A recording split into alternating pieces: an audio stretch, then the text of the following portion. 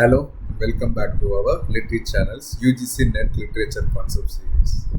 I'm Kannan Prasad and today we are exploring another essential concept in genres and movements cluster that has appeared in previous UGC NET examinations. Today's concept is satire. The concept is frequently tested in UGC NET examinations and falls under our genres and movements cluster. Let's examine satire. The term derives from the Latin satura, meaning a mixed dish or medley, originally referring to a type of prose that critiqued societal norms. Satire has existed across multiple literary ages, from ancient civilizations to the present day. However, it reached its zenith during the neoclassical period, particularly in Restoration and Augustan literature.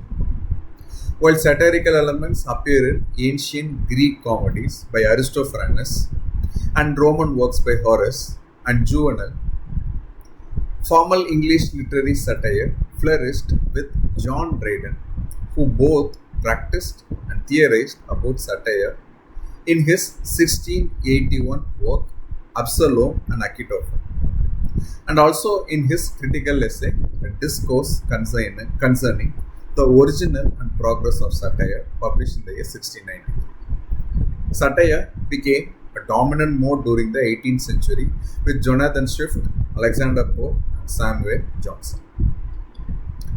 Simply put, satire is a literary technique that uses humor, irony, exaggeration, or ridicule to expose and criticize people's stupidity or vices, particularly in the context of contemporary politics, social customs, or other topical issues.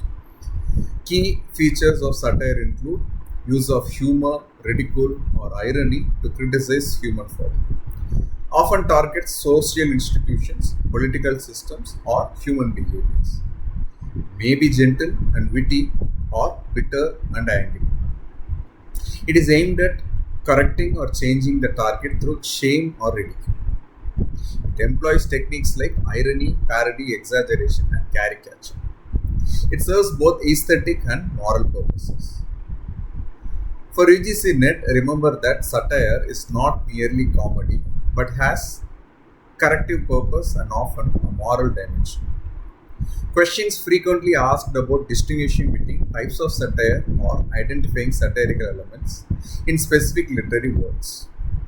Let's explore how satire functions across different literary traditions.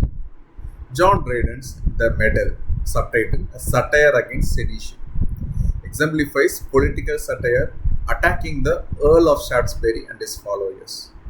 Dryden uses classical allusions and pointed wit to criticize what he saw as dangerous political radicalism, writing, 5 days he sate for every cast and look, 4 more than God to finish Adam took. Here, Dryden mocks Shaftesbury's self-importance through biblical comparison. Jonathan Swift's A Modest Proposal represents Juvenilean satire at its most biting. Swift's deadpan suggestion that the Irish should eat their own children to solve problems of poverty is a shocking device that highlights colonial indifference to Irish suffering. The colonial tone, I have been assured by a very knowing American of my acquaintance in London, that a young healthy child well nursed is at a year old a most delicious, nourishing and wholesome food, makes the satire particularly effective. Jane Austen employs Horatian satire in Pride and Prejudice, gently mocking social pretensions through characters like Mr. Collins and Lady Catherine. The opening line, "It is a truth universally acknowledged that a single man in possession of a good fortune must be in want of a wife," satirizes marriage-focused social conventions. George Orwell's Animal Farm uses allegory as satire, with farm animals representing Soviet political figures. The gradual corruption of the pig's revolutionary ideals. All animals are equal, but some animals are more equal than others, satirizes how revolutions can betray their principles. Satire continues in works like Joseph Heller's Catch-22, which satirizes military bureaucracy, and in popular culture through television shows like The Simpsons, South Park, and The Daily Show, which critique various aspects of modern society. Now let's test your understanding with a quick quiz. Which of the following best exemplifies satire? Option A, a poem expressing deep sadness about environmental destruction. Option B, a novel that ridicules political corruption by exaggerating the absurd behaviors of fictional politicians. Take a moment to think about it. You may pause the video if you want. And the answer is B, a novel that ridicules political corruption by exaggerating the absurd behaviors of fictional politicians. Exemplifies satire because it uses exaggeration and ridicule to criticize social and political problems. This matches the core purpose of satire, which is to expose folly, vice, or abuse through humor and criticism. In contrast, option A describes a serious lament about environmental issues without the element of humor or ridicule characteristic of satire.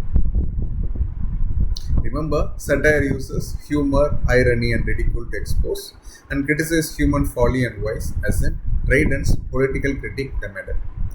For your UGC NET exam, be prepared to identify different types of satire and key satirical works across literary periods. Questions shown in the video may or may not have been directly questioned in the UGC NET examination. I suggest and request that audience cross-verify the number of instances each term or concept appears. If there is an error, please check the description box for corrections. Thank you very much for watching this video. We may meet again for another concept from genres and movements cluster in the future. Thank you very much for listening with patience. See you in the next video. Happy learning.